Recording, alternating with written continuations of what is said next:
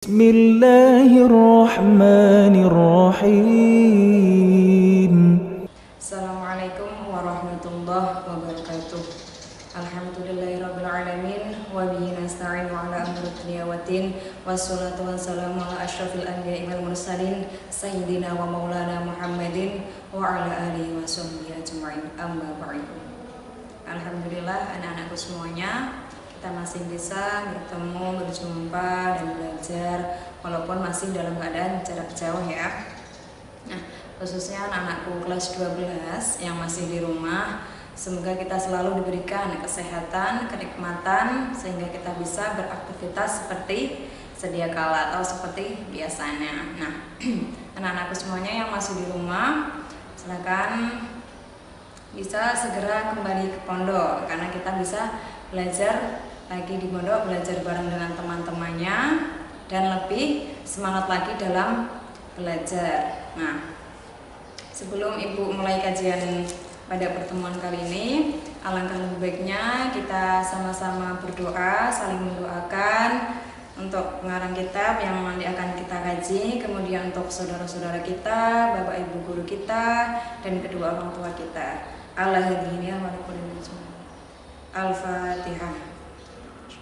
A'udzubillahiminasyaitonirrajim. Bismillahirrahmanirrahim. Alhamdulillahirabbil alamin. Arrahmanirrahim. Maliki yaumiddin. Iyyaka na'budu wa iyyaka nasta'in. Ihdinas siratal mustaqim. Shiratal ladzina an'amta 'alaihim ghairil maghdubi 'alaihim waladdallin. Amin. Alhamdulillah, semoga dengan bacaan Al-Fatihah tersebut kita selalu diberikan kesehatan, kenikmatan dan selalu dalam lindungan Allah Subhanahu wa taala. Anak-anakku semuanya, silahkan kitabnya bisa disimak. Melanjutkan bab yang kemarin, yaitu masih menyambung tentang bab puasa, bab siang ya. Menyambung bab puasa. Bismillahirrahmanirrahim. Silahkan bisa dibuka hadis ke 20 halaman 142. Hadis ke 20. Bismillahirrahmanirrahim. Wa an Abi Hurairah radhiyallahu anhu, dari Abi Hurairah radhiyallahu anhu. Qala, Abi Hurairah berkata, qala Rasulullah sallallahu alaihi wasallam. Kemudian Nabi bersabda, man dzara'ahul qai'u, barang siapa tidak sengaja muntah, fala qada'a alaihi, maka tidak ada qada atasnya. Wa man istaqoma, tetapi barang siapa sengaja muntah, fa alaihil qada'u, maka wajib atasnya qada. Rawahul khamsatu, diriwayatkan oleh 5 imam, wa alahu Ahmadu, dan diiklalkan oleh Ahmad, wa qawwahud Daraqutni, dan dikuatkan oleh Imam Daraqutni. Nah, jadi hadis ke-20 ini menjelaskan tentang ketika seseorang sedang berpuasa dan dia misalnya dia sakit, kemudian muntah. Nah, itu kan tidak sengaja, jadi puasanya tidak batal. Fala qada alaihi, maka tidak ada qada atasnya.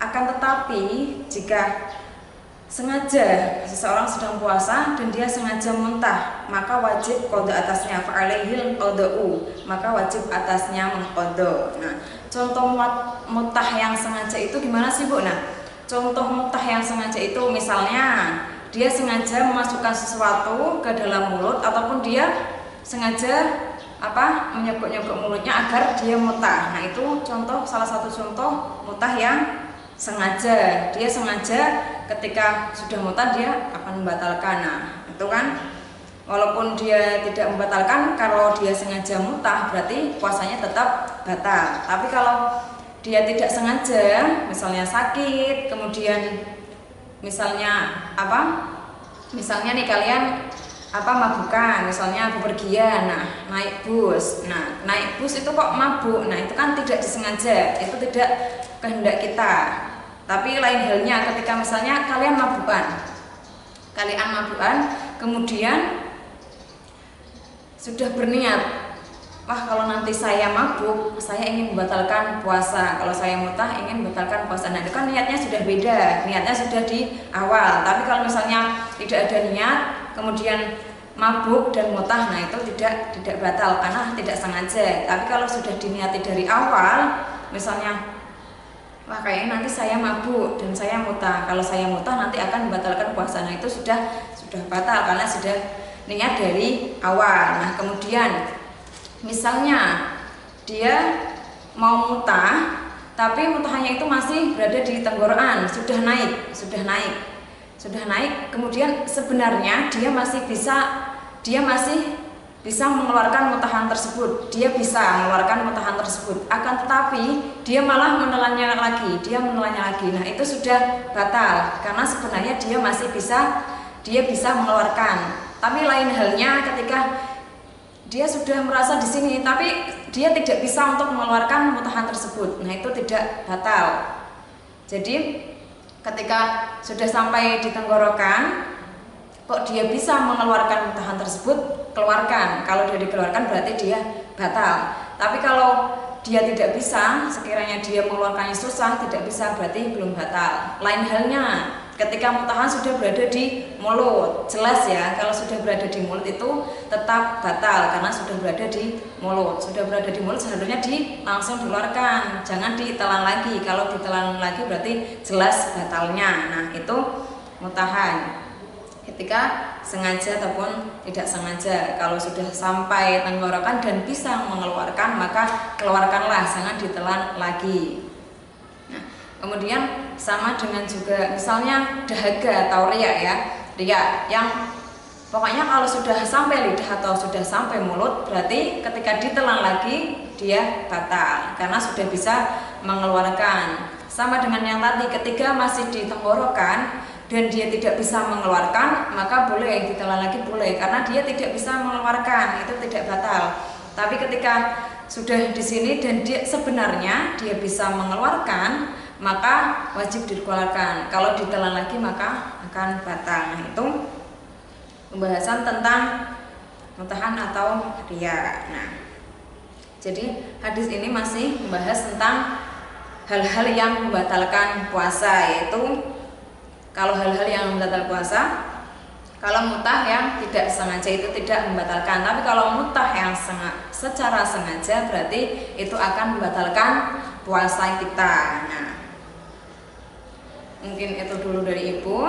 Kesimpulannya, bab ini itu menjelaskan tentang hal-hal yang membatalkan puasa, yaitu salah satunya mutah yang sengaja. Kalau tidak disengaja berarti tidak membatalkan puasa. Jadi kuncinya ketika sudah berada di tenggorokan, kemudian kita bisa mengeluarkan, kok tidak dikeluarkan, berarti itu akan membatalkan. Tapi kalau di tenggorokan kita tidak bisa mengeluarkan, berarti itu belum membatalkan atau tidak membatalkan dan tidak wajib mengqadha. Kalau jelas kita sengaja kok mulutnya disogok-sogok kemudian memasukkan sesuatu, itu jelas membatalkan puasanya. Nah, walaupun hitungannya mutahnya sedikit dan disengaja sama saja. Sedikit atau banyak disengaja sama saja. Tidak disengaja kok banyak, ya tetap tidak membatalkan puasa karena tidak disengaja. Nah, mungkin itu dulu dari Ibu pembahasan tentang membatalkan puasa, yaitu mutah. Nah, silahkan anak-anakku semuanya yang masih kurang paham silahkan bisa ditanyakan. Nah, untuk pertemuan kali ini Ibu cukupkan. Kalau ada kesalahan Ibu minta maaf. Cukup sekian. Assalamualaikum warahmatullahi wabarakatuh.